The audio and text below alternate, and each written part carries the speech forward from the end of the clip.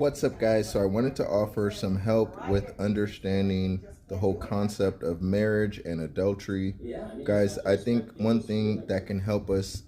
get more pure in our thinking, especially when moving forward in your marriage, to avoid adultery, guys, and to reconnect with your spouse, guys. One thing that I thought of, guys, is, recognizing, especially if you or your spouse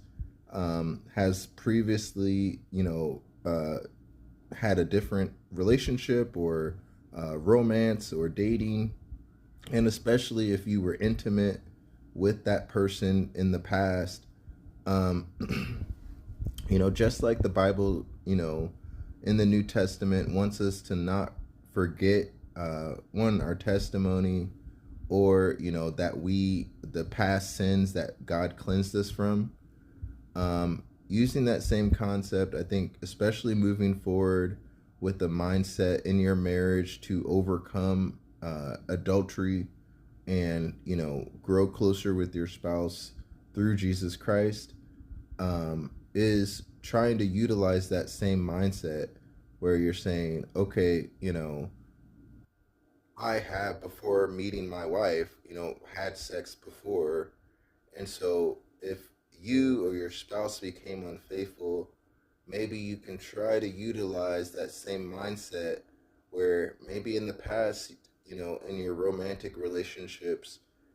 you didn't care about, sleeping around or who slept with who, or, how many times this person has slept with someone, or whether they had a side relationship or they were in a main relationship.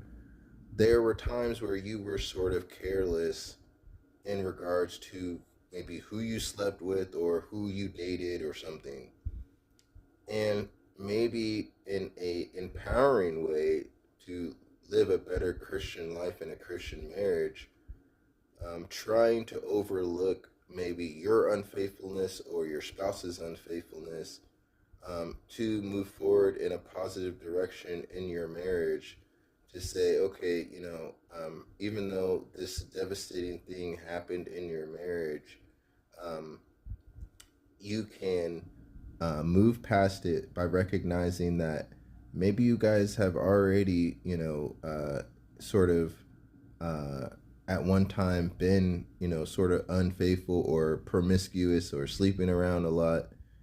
And maybe that can help you as far as, saying, okay, I can show grace to my spouse or myself and move forward positively.